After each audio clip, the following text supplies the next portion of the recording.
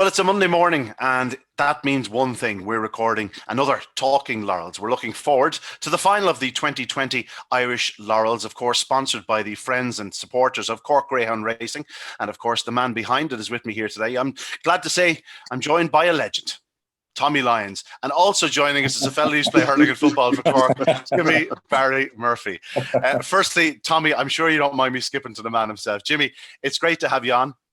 Obviously, very exciting Laurels this year. But firstly, tell us about your own history in greyhound racing. Obviously, you go a long, long way back. I heard you speaking to Barry Drake a few weeks back, and you're talking about Knockgrower Slave. Like that's 40 years ago. So like you're obviously in the game a long, long time. Yeah, I'm in the game a long time. Me, too long sometimes, I think. But my family were reared greyhounds. My granduncle Denny, Barry Murphy, famous Cork hurler. My father, all long gone now, unfortunately. All steeped in greyhound racing. Reared in the old Western Road Stadium. Great memories there. And, the Laurels was always the highlight of our year, for so many years. Like Knockgrower Slave, it was a particular favourite of mine. And then later on, Paul Hennessy and winning the couple of Laurels in a row, and the Stranger, Christy O'Callaghan, and Ger McKenna, of course, all fantastic names. And it really was only second to the Derby as far as we were concerned, and we'd like to think it still is. Yeah, if you actually look through the list of winners over the years, it has a very, very strong, every classic obviously has a lot of very good winners, but some really legendary names are on the Laurels list. They are indeed. Going back to Spanish Battleship even, who was one of the most famous greyhounds of all time in Ireland, and then going right through the annals, as you said, there's a fantastic list. The Roll of Honour is incredible, really. And I know it's a different race than the Derby because it is different style of it suits a different style of greyhound, as you were alluding to in your earlier programs there, and we're all aware of that. But it is unique in itself, and in particular, it is the Curleen Park and even the Old Western Road was particularly suited to early pace greyhounds, whereas the Derby, which is fantastic because there is a difference, and it just shows that there is a different classic for every type of greyhound, and I think it's a unique test in itself. So from that point of view, it's fantastic for us, and that's why we enjoy it so much, I think. Oh yeah, well, being different to the Derby is a good thing. This is the speed test, whereas the Derby is the Epps and Downs. The Laurels is the Thousand Guineas. The St James's Palace. It's the top mile race, shall we say? It's for the real speedsters. And as a result, I suppose that's why the lineages or the history is so important, because you see these dogs have produced really good dogs as well. A lot of really good stud dogs because people want speed, and that's what the Laurels is all about: speed and class.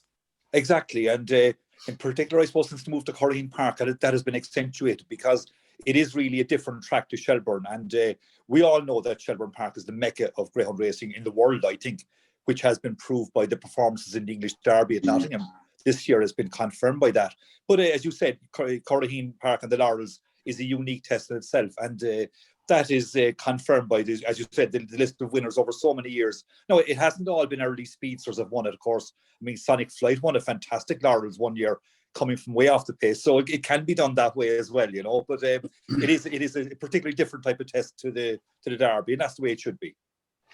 Yeah, we're talking about the different type of tests, Tommy. And on Saturday night, we saw two very different semi-finals and two cracking semi-finals. Obviously, real drama the second heat. We'll get back to that in a few moments of time. But we saw running to see putting that sort of semi-controversial previous outing to rest. A fine performance by him. And then, as Jimmy said, strong runners can win. And the old warrior, Ballymac Ganton.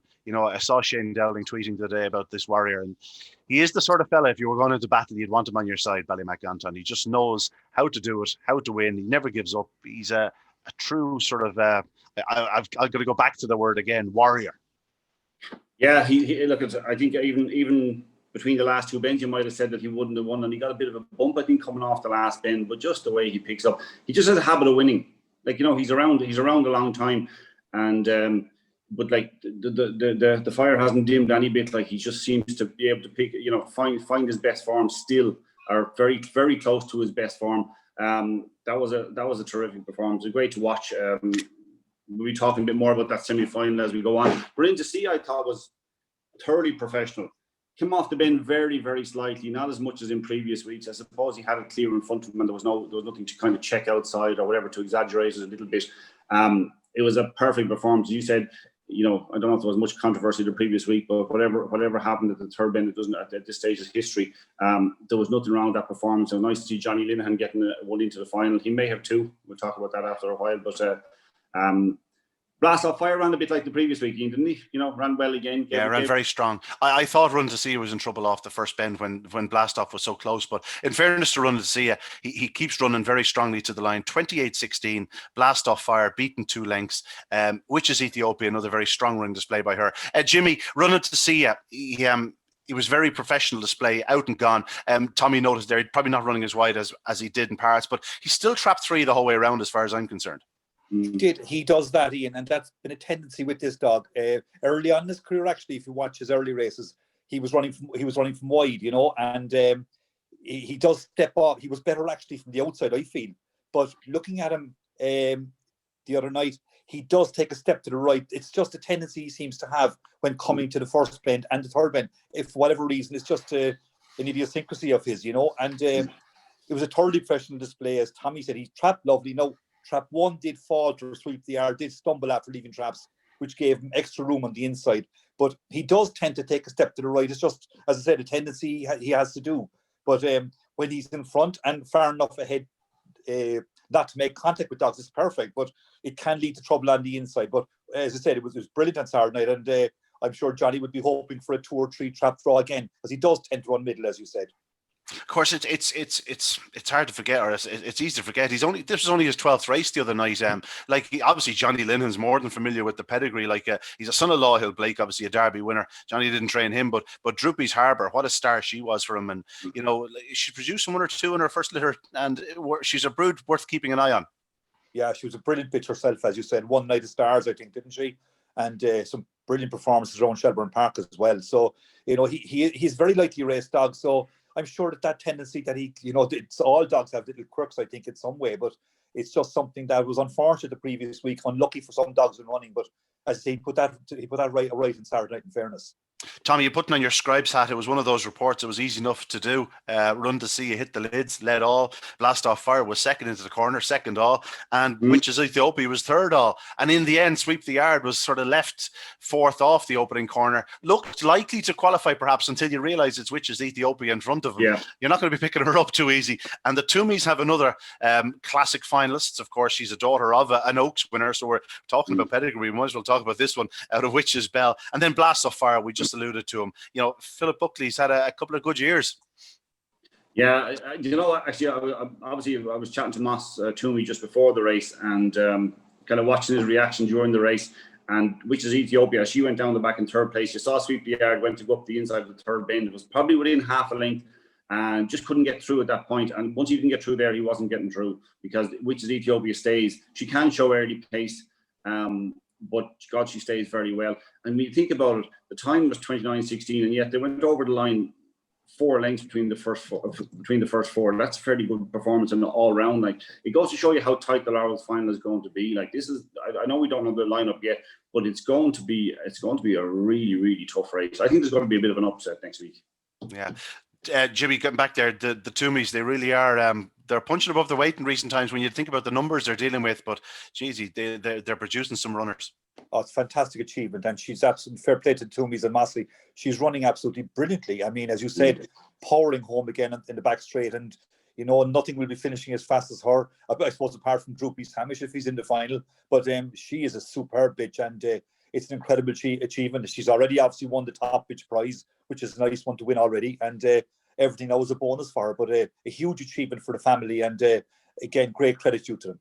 Now we can't just go. We're going to leave this first semi-final without mentioning Blast Off Fire again. You know, it's only a couple of years ago that the Buckleys were taking on 4 Graham Hollands in the final at Ledger, and a Blast Off dog popped out and made every yard of the running. He's there with a chance. Obviously, he's going to need to be sharp at boxes. We don't know the draw yet, but he's there with a chance because, as we've seen the last 2 weeks, he has a big engine. He does, Ian, but you know, it's probably the problem with him is that he doesn't win too many races. He's only won 1 in his career, and that was on debut. Tends to run well, very well, and he's running at a ridiculously high level. I mean, we're talking about the best speedsters in the country. They're running around Corraheen at the moment, and he's keeping pace with them, but he's just not getting his head in front. yeah, it'll take something a little bit extra special to do it. It's a fantastic achievement to get him into a final. But in terms of backing him to win it, I probably wouldn't. But that said, this final is absolutely wide open. Really, really is. Ian. Maybe he will. Maybe it'll be a good time to get a second win on the card. It sure would. Jimmy, you'd know all about that. Peaking at the right time to land the spoils. I don't know about that. Blast off fire. I dare say you'd love to see him over a bit further in time.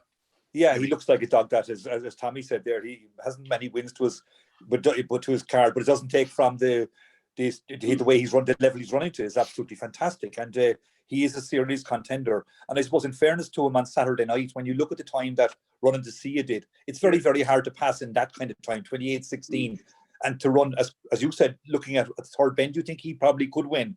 But to pass a dog in 28:16 in Curling Park is very, very difficult. Even if there's a front-running dog in front of you, it is hard to pass in that time. So, I mean, when we discuss the fine in relation to the trap draw is so crucial, obviously, because you're in the dark without that in front of you, because, you know, everything is so predicated on the inside dogs and the Laurels, as we know. And but like he's a dog running, tremendous credit due to him and to the Buckleys for having him there again and in great shape. Indeed. As I said, you just said it there. We are looking sort of in the dark a little bit. So we're here sitting about to talk about a second semi-final and the final. We don't know the actual 6 runners. We don't know the trap draw. We don't know if the government are going to let us run. Hopefully they will, touch wood. All signs are relatively good in that department. But the reason for it is the second semi-final. This was a Greyhound race that provided a bit of everything. You know, like I'm after watching it 10 or 12 times. And to be honest, I'm still struggling to know exactly how to talk about it. All I know is that Grangeview 10 hit the front. You thought that was enough because Brody's Magic for second week running missed the kick from trap 1, Tommy, but shoots up that fence and then stays out to get around Grangeview 10. I just got to him at the right time, I dare say, because as we know, Brody's Magic isn't the strongest. As he did get by him, cut him off. This allowed Ballymac Anton to shoot around, go to the front, and then all of a sudden the drama starts, which is hard enough in itself to say because it had been such a dramatic race up to that point. Droopys Hamish, who had been about 8 to 10 lengths off Grangeview 10 at the third bend until Grangeview 10 was forced to stand up. All of a sudden he's 4 lengths behind him. You off the last bend, you go, Grangeview 10 is done here. He's goosed. As it was, the two of them flashed past the post together. There's dogs in the way. There's no photo finish. The photo finish can't tell you what's up or what's not up, and as a result, they have to declare a dead heat. It was the contest that provided a bit of everything. Jimmy, were you on site? Firstly, no, I was watching at home. I was switching from Cork to Shelburne Park and to Nottingham. You were busy. You were busy. It was. I have to tell you, as good as the stream was and service was, it was absolutely impossible to see what happened on the line. See what was happening. During the race, I was watching the dogs in front, obviously, but my eye kept being drawn back to see where Droopys Hamish was, to see would he come into contention. He was so far back, I didn't think it was possible. But the two dogs in front have blistering early pace, incredibly so. And you always felt that something just might come out, a bit like Witches Ethiopia again in the previous one, that you felt something may happen. But as you said, it was completely impossible to see coming to the line what was happening. And I had no clue who was third. Yeah, I was very similar. I was watching from the commentary box in Shelburne Park. I had Shelburne to commentate on, needless to say. I was keeping an eye on Nottingham. I was watching Cork. And at the same time, I was glancing at the results from Mullingar. So, like, it was a busy enough night. And don't tell anyone, I had the Man United game on the phone beside me. So I was busy. Tommy, you were on track. Yeah. And your first instinct was that trap for Hamish should get up on the line. But it's impossible to tell, really. Look, you don't bet on photo finishes because I would have had my life on Droopys Hamish having got up on the line. Like, you rang me after and you thought the 3 was definitely up, and I thought 4 was definitely up. So that'll tell you, like, it's not an ideal situation, but the right thing has happened, that they have to run off again because, you know, I don't know if people understand it. You know the situation. So does Jimmy. When there's a dead heat like this, they have 2 choices. They can both decide to toss a coin, in which case there's no runoff, or else if one of them decides they want to run again, then they have to run again. So that's what's happened here. On it's going to run again tomorrow. That the match race. Hot off the press. That match race will be available live stream on the GRI website, Talking Dogs tomorrow. The stream will be there. Of course, they'll also be issuing links on various social media channels, and also we'll be showing the draw live after that match race. So that's one thing to look forward to tomorrow morning. On a Tuesday morning, it'll brighten up our day. Jimmy, from a sportsman's point of view, you don't want to see anything decided in the toss of a coin. You want to see competitive racers involved. Exactly, and I was thinking about it just after it was announced, and I was saying if it was my dog, and a chance, I've never had a dog go anywhere near this in the Laurels. That would be my dream, obviously. I would give my right arm to have a dog qualifying for the Laurels final in Cork. And, Kieran Ryan has put a lot into these dogs, which and I'm sure the Guilfoyles are the same. You just couldn't afford to take a chance in a toss for the sake of one race on Tuesday, which isn't ideal for either participant, obviously, but there was no option here. You had to go for the rerun and take your chances. Yeah, take your chances is right. The initial instinct would always be to go with the strong running Greyhound. And I've always said that the Kieran Ryan Syndicate are perhaps the luckiest owners in the game. They're not the type of owners you want to be taking on in a match race. But Grangeview 10 and Michael Hogan and Pat Guilfoyle, they've been fairly lucky with this dog too. So, it's far from cut and dry. Like Grangeview 10, there's no question will open up a clear enough advantage. Yeah. If he's doing a 28.10 or 28.15 on the bunny, well, Droopys Hamish is really going to have to run to get to him. He'll have to do the 28.10, I think, Ian, because Droopys Hamish he qualified in the 28.40s or 28.50s. He did a 28.30 something solo prior to the Laurels. He's capable of that. He hasn't got a clear run in his races to date, but he's been shown a fantastic finishing speed. He's a younger dog. He's more likely raced. He's got a lot in his favour, to be quite honest about it, in the match race tomorrow. Yeah, Grangeview 10 will be clear, probably 4 or 5 lengths clear maybe. And I tell you, last Saturday night semi-final was very telling, and I think it backed up what we saw the previous week. He did the Grangeview 10 dog did the exact same section of 15.94, I think it was, or very close to it. 15.94, I think was what he did the previous week. Maybe it was either 15.94 or 15.97 the other night. Very close to it. And the Broly's Magic Dog did exactly what he did the previous week. Missed it, came out sideways actually. He actually comes out turning in towards the rails. He's done that twice in a row now, and he still showed phenomenal pace to get by him. And I think the sections that he did last week bore out last Saturday night that he was the exact same sort of performance. So I think the Broly's Magic Dog, just at this stage of his career, might be just a faster dog. But I just think the Grangeview 10 dog it's not an ideal situation for him. He is that bit older. He ran last year in 4 rounds at the Laurels, 4 rounds at the Laurels last year, wasn't it? And he got picked up in the final. He's going to have to run 6 times this year to win the Laurels. It's a huge ask. We're now doing what they used to do in the English Derby. There's a Saturday, Saturday now, so it's not ideal. It's really not. Droopys Hamish is a strong dog. I think he'll get over it a lot better. I would just fancy him to win the match. Although that makes a huge difference to the final. You'll know that too, with the amount of early pace involved, that it makes a huge difference to the final. So I just slightly favour Droopys Hamish. What do you think? I'm going to go with Grangeview 10. Okay. I just have a feeling that he'll build up a big enough advantage, and we're talking about a Greyhound that's after winning 8 of his last 10 starts. So, he's clearly a dog in tremendous form and in tremendous heart, and perhaps the same level of brilliance isn't quite there, but he still did 28.16 last week. So he's obviously still well capable of a big run. Grangeview 10. Yeah, it's going to be interesting though. It is an added bonus for a Tuesday morning, as they say, and obviously it's not ideal that one goes through in a toss of a coin, and it nearly happened in English Derby a few years back with JT Jet, but I believe that the other dog pulled out of the rerun, and JT Jet was given his progress. I don't want that to happen. Obviously, I don't want the dog to have to pull out, and it'd be great if they both turn up. And again, no hard luck stories. I suppose getting beaten in a runoff itself is a hard luck story, but it'd be much better than getting beaten in a toss of a coin. But it's a cracking race. Like if you had 2 early paced dogs, the runoff will probably be over at the first bend, whereas this one will go all the way to the line. I mean, if Grangeview 10 will be in front, and we'll just be looking behind to see how far Droopys Hamish is behind him. It's going to be a cracking race. It's well worth tuning in for tomorrow now. I don't know how long the program will be tomorrow now, but it's definitely worth tuning in for however long it goes on, because that's going to be a cracking little race.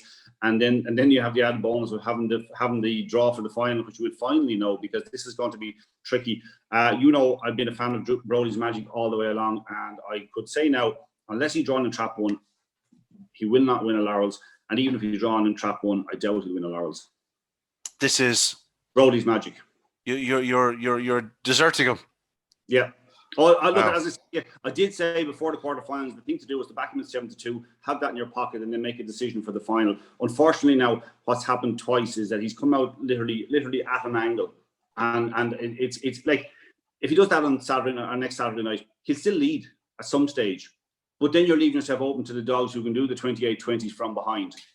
So it's an intriguing race. It really is, and you can angle it as many ways you like. I'm a big fan. I think he's one of the fastest greyhounds in training. What he did last week to Grangeview 10 was phenomenal. The pace he showed to catch him going to the third bend.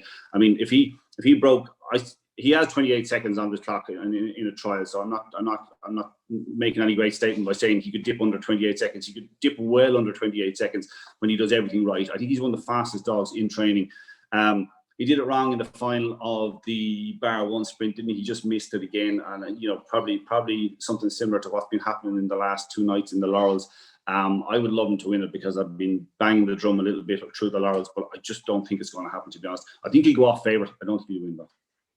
The unfortunate thing is we don't have the trap draw. Obviously, we don't have the final 6 runners. We don't have the trap draw just as yet. But there will be 6 inside seeds, and it's worth pointing that out. If Brody's Magic is in trap 6, it's a very different race than if he's in trap 1.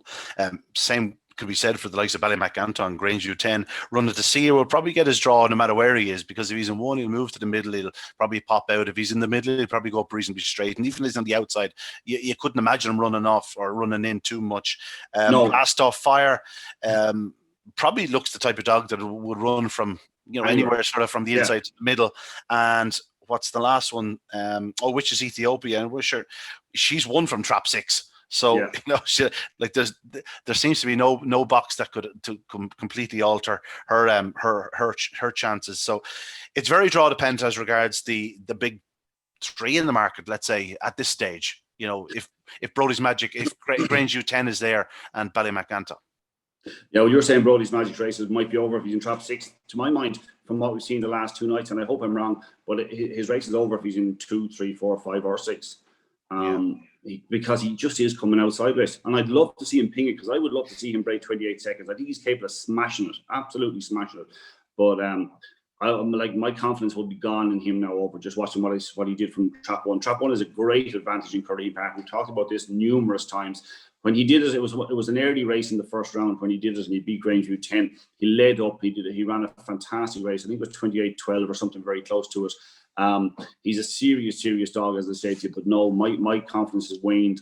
But I kind of thought it would as we looked at the quarterfinals. I thought this was what was going to happen. Like if you're sitting on 7-2, you're quite happy. You're saying, look, I've got a chance with that, and I'll find something else to make that value. Now, Jimmy slipped back in like a true pro, never said a word. He just skipped off. He skipped off. He's had a cup of tea, a couple of hobnobs.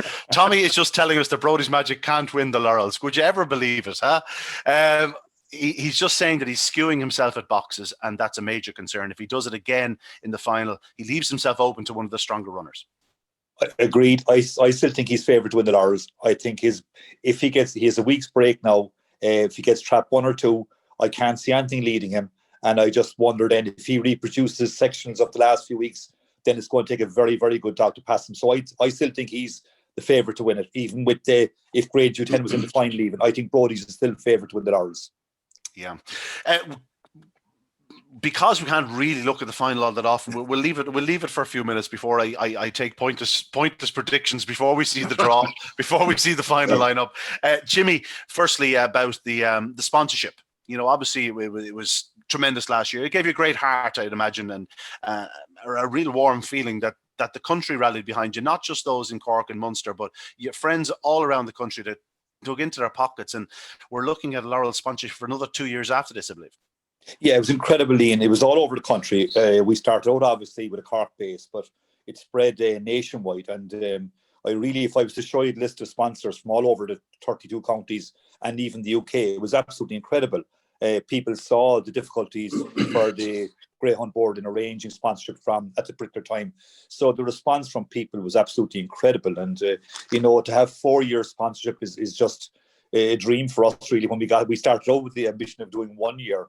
And, even there is still some surplus funds there, and we're tying up some loose ends over the next week or so. We'd hope to make an announcement what to do with that as well. So it's still very exciting times for us. And even after the 4 years, there is some surplus funds there, and we hope to make a positive announcement what to do with that in the next few weeks. Whatever happens this year or in the next 2 years, it's going to be hard to beat that first year sponsorship because, as we said last week on our show, that it was one of the special classic finals of all time. Before the lineup, before the race itself, it was a special lineup, with classic winners coming left, right and centre in it, really class animals. And as we said, real speedsters. It really was a race for the ages, though, and the fact that Rocky Bay Foley got up in one of the great finishes, it was a truly it was the sort of occasion that really gave me goosebumps. I was there. It was a special night. It lived long in my memory. Yeah, it was great for us, especially with Kieran Lynch winning it for the second year running as well. Then and what an achievement that was with Rocky Bay. And I suppose I'm not one of these people that's obsessed with having a Cork winner. I don't mind really with the support we got from all over. Don't let Barry Drake hear you say that now, right? Morphine Kerry. But I don't care really at this stage. It's been such a success that it's nationwide, and dogs come from all over the country. As you said, you've got the Guilfoyles with Grangeview, you've the Liam Dowling from Ballymac, fantastic support of Cork racing always. And then you've got the situation with them. Brody's coming to David Murray. So it's a nationwide event, and that's what we always want to promote it as. But of course, as you said, last year was a very, very special occasion, and the crowds that came there was incredible, bursting at the seams. And then the finish, a photo finish, and no one really had a clue who was up. Again, that dark finishing line in Cork seems to be a bit of a problem trying to forecast what one. We must get something about the lighting there. That's just to keep the drama going, Jimmy. You have there's a very dramatic streak in the Corkonians. You know what I mean? They just seem to leave us sort of dangling at the finish. That's the way they want to do it. That's true. Yeah, good idea. Keep it that way. Obviously, €30,000. It's some prize as well, and over 4 years, that's a large chunk of change. It is, and particularly in times when the board are finding it hard to get major sponsors for these events. It's why Boyles have been so good to the Derby as well, and that has to be acknowledged as well. In fairness to John Boyle, he's been a huge supporter of the track game in Ireland, and without him, we'd wonder where the Derby would be. So full credit to him as well. So as you said, Ian, 30,000 to the winner of the Laurels for 4 years is a fantastic a testament to the people who supported us, and it shows that the grassroots support for this game is fantastic. It's a tremendous sport. Obviously, we had some problems last year in relation to what was going on, but the board have taken serious steps to remedy that in relation to welfare, and that has to be acknowledged as well. And I think we're on the right path now, and hopefully when this dreaded virus is behind us, that we'll be able to get people back racing and develop the sport in the proper fashion. I suppose one of the things that has come out of lockdown and the fact that we're racing behind doors for so long at this point is there is a real hunger. I'd imagine when the floodgates open and people are allowed back on track, that we'll have no problem bringing back the grassroots people anyway. Like they seem to have a real hunger for the figures and the likes of this or the viewing figures for the Derby. It suggests that there's a real hunger for the sport. Yeah, and you've seen that in Nottingham, even with all the crowds there. It's fantastic racing. The English Derby is always a very, very special event, and even the Irish Derby also this year was a huge, massive standard. And I think that form has been reflected in the performances in Nottingham as well. Our Greyhound racing standards are the best in the world without a question. And Shelbourne Park on a Saturday night when the top dogs are racing there, I mean, there is really nowhere in the world like it. And the grassroots are there, and I think once this dreaded pandemic now, please God, at some stage it will abate and we'll have a vaccine, that the IGB or the Greyhound Rossi O'Hearn, as it's called now, will have a fantastic opportunity to develop the sport and get people back out, both into the catering end of things and the grassroots, as I said, and develop the sport again. People will be crying out for somewhere to go to enjoy themselves. By the sounds of Jimmy, you're going nowhere. This is your sport forever. Well, it was, always was. I mean, I had a passion for it all my life, and that's not going to change. And, always have a dream of having a really, really top-class dog to go to Shelbourne Park and take part in all these big events. But I'm just like one of many in that sphere. Jimmy, you have owned a few good dogs over the years. I remember Buster Douglas was a very talented tracker for you, but any others that spring to mind that might, bring back some memories for me. Like, what were the best dogs you had through the years? Well, he was a brilliant dog for us, trained by Michael O'Donovan in Tipperary, and we won the Munster Puppy Cup with him. He looked like a fantastic early pace dog, and really looking forward to going to the English Derby with him. But he actually beat Late Show, who was a superb tracker in Thurles and that stake over a couple of rounds. But unfortunately, it was typical of my luck. The foot and mouth kicked in that year, and the whole thing came to a halt. So, the best laid plans and all that. And then, of course, over the lockdown, he got an injury and never came back. So, with great sport. I had a lot of very good dogs, but nothing really, Ian, of the standard of going to the Irish Derby. But unfortunately, the dream lives on, and we'd always be hoping for another one of that caliber to go to war with. Yeah, the dream certainly does live on. Tommy, you've been keeping an eye on all the action. It's hard to keep abreast of it all. There's so much going on, obviously, with the condensed calendar. But Saturday night was something else. I looking to do sort of previews on Friday night, and it was a quiet Friday night. But Saturday night was just chock-a-block. It was unbelievable. But of course, from an Irish point of view, Rye is automatically drawn to the action in Nottingham. You're impressed by the Irish performances, but draw's a bit tricky now next week. Yeah, there was nothing between the 4 quarterfinals in terms of the clock. So it's a wide open competition. We were laughing about it. Barry and myself were chatting about it coming home from the dogs the other night. That they were going into that round 7-1 the field in the English Derby. That'll tell you how tight it was. We didn't even have a 7-1 chance at the start of the Laurels. We had a 7-2 favourite. That'll kind of tell you how tight it is over there, how wide open. That normally suggests that you probably don't have that much quality in terms of standout performers, maybe. So I think that's kind of reflected in what's been happening. There haven't been a standout performance. Nottingham Bull City has impressed me through every round, and he held off Dearjet Sydney, who ran a huge race. Trap 1 can be tricky in Nottingham, and Dearjet Sydney ran a huge race from it. But Nottingham Bull City just has that early pace. Great to see Wolf, the Maloney family here. Great to see Wolf winning so impressively. It mightn't have been the strongest of heats, but he was utterly dominant. I think the Maloney family are deserving of a big pot. Whether it's this year's English Derby, I don't know, but they're going to get a really, really big one soon, possibly a Derby, hopefully for their sake. They've had so many good dogs go so close in big competitions. I think they're and all homebred. And all homebred. Yeah, I mean the amount like Jimmy talking about, all the people who are involved and that have supported the Laurels and all that, and the supporting all the local small tracks and all that. I mean, the Maloney's put a huge amount into it. You mightn't see it, you mightn't hear it talked about too much because they're kind of a private family and they just love their greyhound racing. They have greyhounds running in Youghal every night it's on. They tend to have strong running dogs, and we've seen that down through the years. Wolf can do it both ways. He can come from off the pace, he can win from the front, as we saw on Saturday night. I'd love to see them win it. I don't think it's maybe not going to be this year, although I have to say I plead a little bit of ignorance on the quality of the English dogs. Don't really know much about them. Southwood Jet, with his early pace, has obviously been one of the more impressive runners. But I think it's probably coming home to Ireland. That said, Ian, I don't think it's a certainty at this stage. It just looks so wide open. Do you have a really strong opinion on what's going to win it?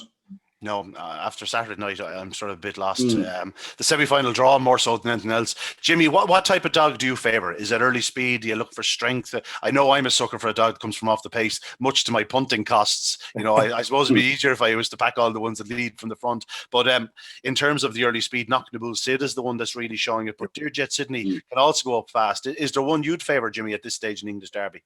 Yeah, I like the early pace dogs myself. I mean, I rang you before the first round of the Derby. I mentioned Nottingham Bull Sid to you, and he ran in Shelbourne Park. I think it was final night against New Sheedy, and he showed blistering early pace. And he actually tripped up at the third bend, which was amazing. I never saw it happen before. I thought he'd broken his leg or hop or something, but thank God he caught a muzzle or something, or just did something strange. I don't know. It's hard to tell. So far away that third bend as well. But he showed blinding early. He was a dog that I thought from the start could run very well over there. But it's amazing, as Tommy said there about Trap 1, I thought Dearjet Sydney was tailor-made for Trap 1 on Saturday night in Nottingham. But a lot of dogs don't seem to operate from Trap 1 there. Even Ballydoyle, Valor didn't break from there the other night. So they just seem to paddle out of it, don't they? They don't seem to get that spring. Yeah, that's right. Yeah, it's amazing. But as you said, I think Wolf has been the standout dog probably so far from an Irish point of view, in the sense that he's got some tough draws.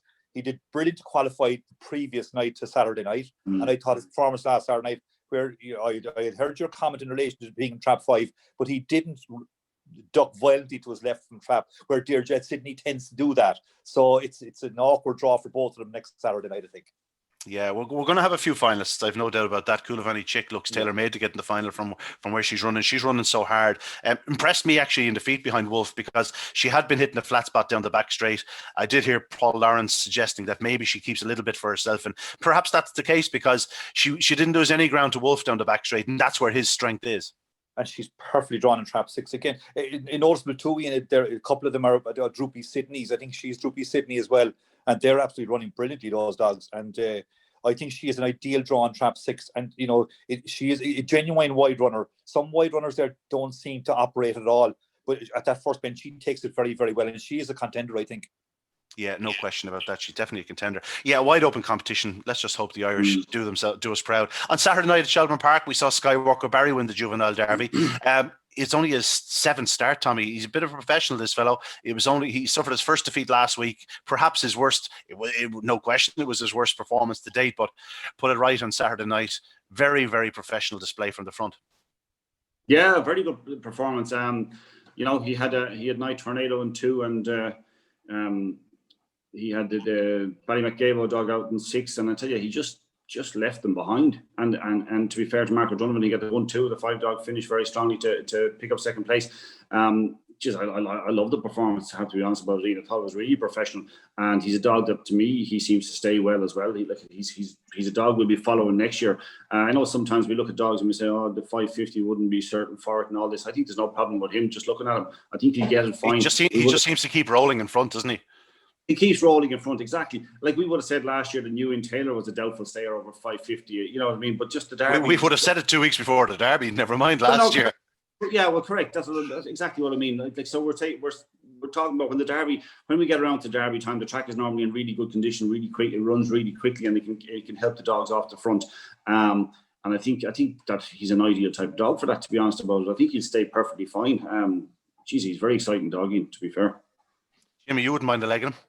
Oh, I'd love him, yeah. Great achievement for the O'Donovans to have a 1-2 in the final, with Deadly Missile running a cracker as well to be second.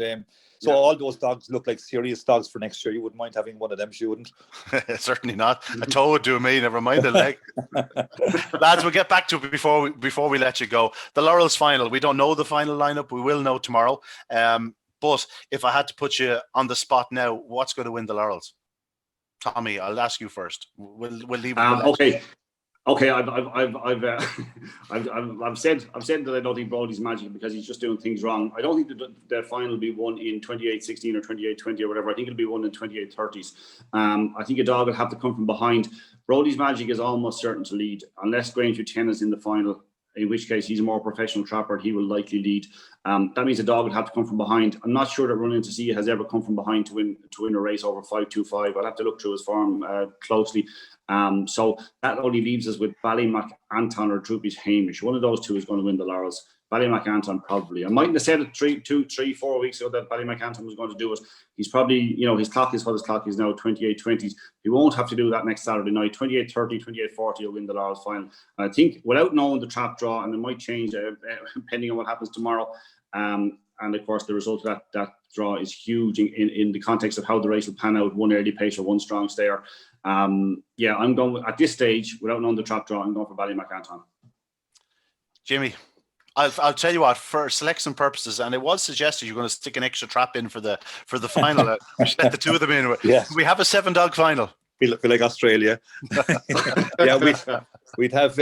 I think it's Johnny Lennon's first time having a run on the Lawrence final. Believe it or not, I thought he'd had one already, but wow. This is his first time ever. Yeah, and Mas Toomey, local dog, obviously I'd be roaring him on as well. But I just think Brody's magic is the class dog of this. As I said already, getting a week's rest with his sensational sections, which he can do.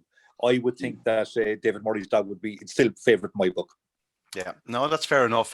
Obviously, it is very draw dependent. If he does get the fence, he's going to be very hard to stop. And if he gets trap one, I'll tip him up. But let's just say if he doesn't get trap one, I'll go for Ballymac Anton. And you know what? That €30,000 just bring him over the 100,000 mark in his career earnings, and that'll be a hell of a way. Like I'm sure he's not finished yet. Like I'd say this fellow would be ledger bound, Ballymac Anton. But as we said earlier on, he truly is a legend, a warrior of a greyhound.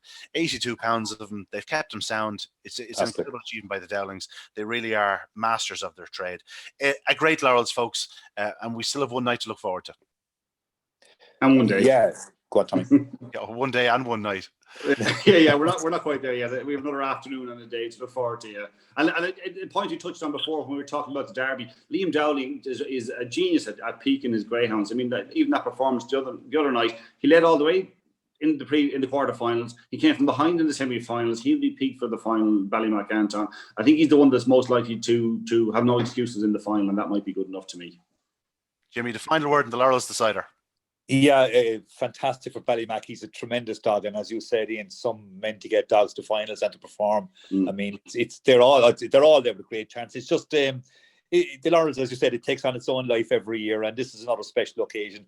Waiting for tomorrow, of course. It's absolutely chucking rain down here now, so whether that affects the ground tomorrow or the going for these dogs travelling tomorrow again, as Tommy said earlier, it's like the old days of the English Derby, quarterfinals, semi-finals, Tuesday, Saturday. So that will have an effect on dogs, I think. So we'll just have to wait and see. But I just think Brodie's has that touch of class still that might get him home. Yeah, absolutely, indeed. Well, it's still 5 days until the Laurels decider. We still don't know the lineup, but we will on Tuesday morning. Again, you can watch the stream live on Talking Dogs, or indeed follow the link via the usual social media channels. But that's it for Talking Laurels for another day. We will get Jimmy back on another time, perhaps to discuss Dublin's drive for 6 in a row. But until that day, that's it for us on this Monday morning. We'll be seeing you next week when we'll be discussing the winner of the 2020 Friends and Supporters of Cork Greyhound Racing, Irish Laurels. Good luck and God bless. Up the Dubs. Thanks, Ian.